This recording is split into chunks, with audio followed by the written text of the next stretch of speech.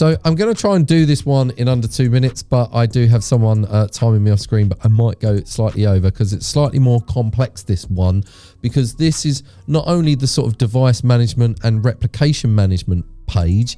This is under a penetration test, what would be known as reconciliation with a primary user store. So if you do an internal penetration test, or an audit, what's going to happen? They're going to want to demonstrate that you know where all of your workstations are, and to do that, it will be reconciling is what you can do here. Reconcile with on-premise Active Directory. There's an agent to download in the download section for that.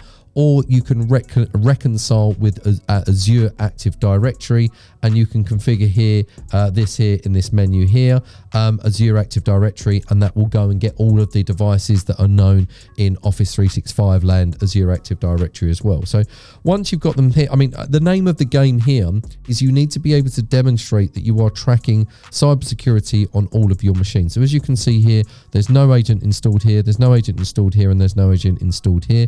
This is when they last logged on to Active Directory of any of some kind. So this is the area of what you need to do.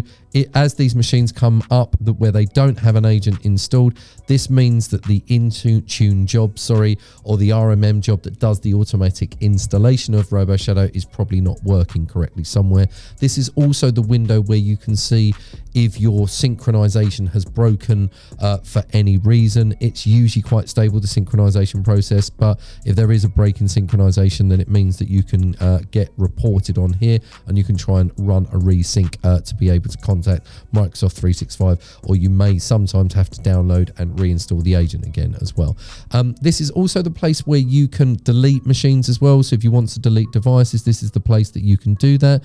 And then in terms of just trying to interpret some of this data here, so this comes back from 365. So within 365, you're either workplace joined, and you have to look out for these ones.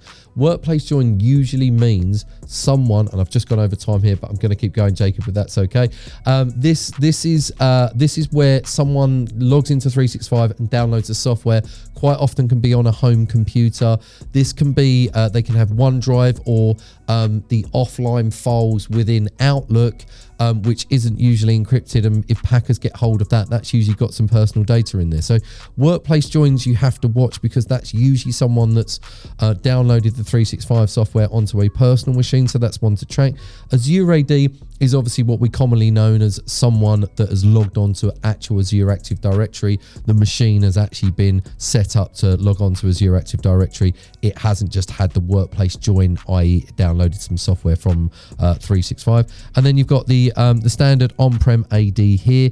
These are all the ones that report in from the downloaded agent that syncs with AD. And what this page will also do is triangulate between the two as well. So it will try and work out and not have duplicate machines in here as well. It will also pull in non-Windows machines. I don't know if there's any here that we can see. I suppose if I look next, it will show you some. There is no non-Windows machines in here. It looks like it will pull in Android phones, iPhones, and stuff like that as well. So hopefully that's a slightly longer than 2 minute overview, just to give you an understanding of what the management stroke synchronization page is there for on the RoboShadow platform. Thank you for watching.